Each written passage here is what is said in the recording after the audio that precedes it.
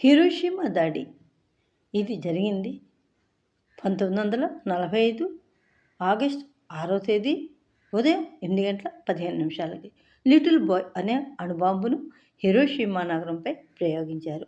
దీని ఫలితం సెకండ్లలో సర్వనాశనం అయిపోయింది. బాంబు పేలిన క్షణంలోనే వేల డిగ్రీల సెల్సియస్ వేడి పుట్టి ఆ ప్రాంతంలోని ఇళ్ళు, బస్సులు, రోడ్లు, భోజనాలు, మనుషులు తింటున్న వాళ్ళు తింటున్నట్లుగా, పడుకున్న వాళ్ళు పడుకున్నట్లుగానే మొత్తం బూడిదైపోయారు. ఇక ఈ పేలుడు తర్వాత వచ్చిన భయంకరమైన అగ్ని తుఫానుకి నగరం అంతా వ్యాపించి కట్టడాలు సైతం నేలమట్టం చేసింది. రేడియేషన్ ప్రభావం ఆ క్షణంలో బ్రతికిపోయినా వారు తర్వాతి కాలంలో రేడియేషన్ ప్రభావంతో తీవ్రమైన అనారోగ్యాల పాలైపోయారు. హిరోషిమా ఆగస్టు 6, 1945లో లిటిల్ బాయ్ పేరుతో వేసిన అణుబాంబుకి 70,000 మంది నుండి 80,000 మంది వరకు ప్రజలు అక్కడే ఆవిరైపోయారు, లేదా సజీవ దహనం అనుకోండి. ఏదైనా మొత్తం 80,000 మంది ప్రజలు దహనం అయిపోయారు. అదే ఏడాది చివరి నాటికి రేడియేషన్ మరియు గాయాలు కారణంగా మృతుల సంఖ్య 1,40,000కు చేరుకుంది.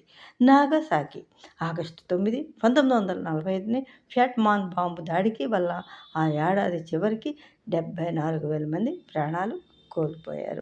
ఈ బాంబు పేలుళ్లతో ఇంకా జపాన్ కోలుకోలేని దెబ్బతిని ఆగస్టు 15న యుద్ధంలో లొంగిపోతున్నట్లుగా అధికారికంగా ప్రకటించుకుంది. ఇక దీని యొక్క ప్రభావం కొన్ని దశాబ్దాల పాటు రేడియేషన్ అంటే రేడియో ధార్మికతకి ఆ ప్రభావంతో క్యాన్సర్లు, అంగవైకల్యాలతో వేలాది మంది ప్రజలు అల్లాడిపోయారు. మానవ చరిత్రలోనే అత్యంత వినాశకరమైన ఘటనగా ఇది మిగిలిపోయింది. 1939 సెప్టెంబర్ 1వ తారీఖు నుండి 1945 సెప్టెంబర్ 2 వరకు ఈ మహాయుద్ధం జరిగింది. అంటే జపాన్పై అణుబాంబులు పడింది. రెండవ ప్రపంచ యుద్ధం జరుగుతున్నప్పుడు 1945 ఆగస్టు 6 మరియు 9 తేదీల్లో ముగింపు. ఈ అణు దాడులు జరిగిన కొన్ని రోజులకి అనగా 1945 ఆగస్టు 15 జపాన్ను లొంగిపోతున్నట్లుగా ప్రకటించుకుంది. అధికారికంగా సెప్టెంబర్ 2, 1945న రెండవ ప్రపంచ యుద్ధం పూర్తిగా ముగిసింది. 1939 సెప్టెంబర్ 1న ప్రారంభమై 1945 సెప్టెంబర్ 2వ తేదీన ముగిసింది. ప్రారంభం జర్మనీ పోలాండ్పై దండయాత్ర చేయడం ద్వారా 1939లో ఈ యుద్ధం మొదలైంది.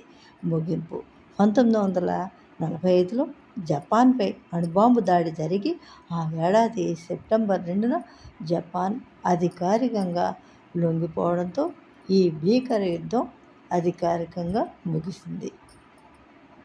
రెండవ ప్రపంచ యుద్ధంలో జపాన్ అణుబాంబు దాడికి పూర్తిగా నేలమట్టమైపోయింది. మూగసాక్షిగా నిలిచిన ఒకే ఒక భవనం, అదే హిరోషిమా నగరంలోని భవనం.